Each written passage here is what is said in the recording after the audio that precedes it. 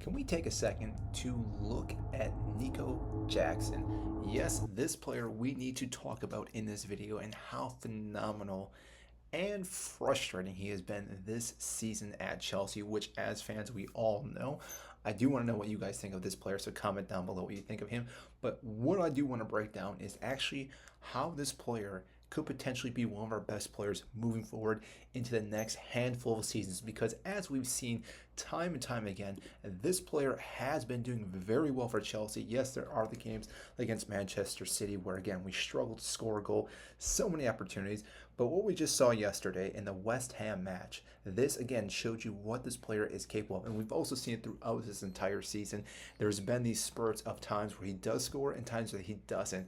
Now, looking at his stats, again, if you're looking just purely at stats, which doesn't paint you the entire picture, but it still paints a pretty good picture for Jackson. He's played roughly 41 matches. He scored 16 goals and had 6 assists, which is roughly 30 or 22 G's and A's to 41 matches, which means he's roughly averaging a goal or assist every other game, which again is quite remarkable for such a young player, being only 22 years old. If you're looking at his first season, this to most standards would be considered a true great first year at any club. But the fact is, he's playing for Chelsea. He's missed some opportunities. People are going to consider him a flop, even though that is not the case. When you look just purely at the stats, which again, we will talk more about minus the stats, but just from that standpoint, he has now scored more goals than Didier Drogba in his first season. Now, yes, you could say that Drogba didn't play as many matches, whole different era, things along those lines.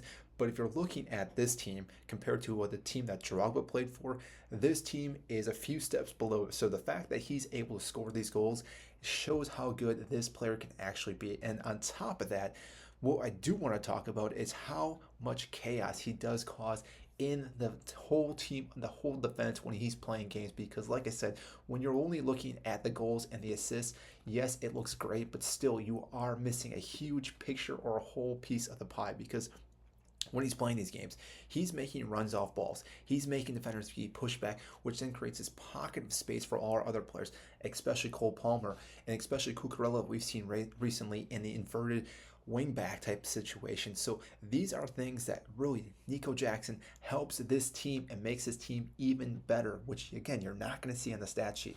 On top of that, he's very good out on that left wing, but he also understands when to cut in to again give space for Mudryk on that left side to again continue to do all his run, all the work that he does. So this by itself is showing you how good these players are now gelling together. But Nico Jackson, I think, is going under the radar, not only in the Premier League, but even at Chelsea itself, because I think some fans still think that he's not being the player that we bought, but yet he still has been that player.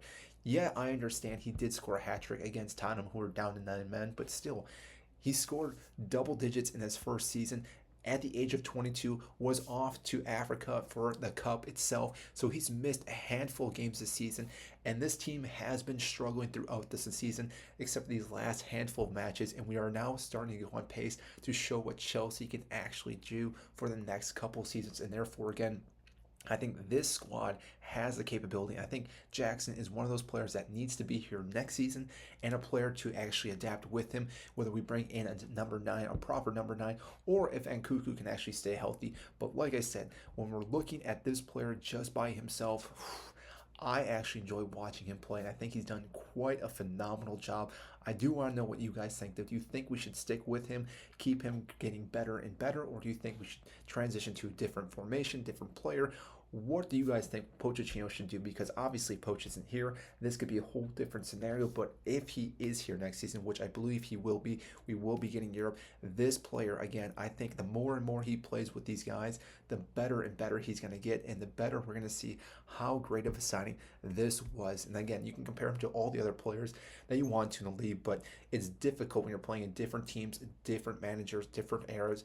By himself, just looking at this one season by a whole, I would say it's been a pretty good season for your first season in the Premier League. So I do want to know what you guys think, so comment down below. I'll get to those comments as quickly as possible. If you did enjoy this content, make sure to like, subscribe.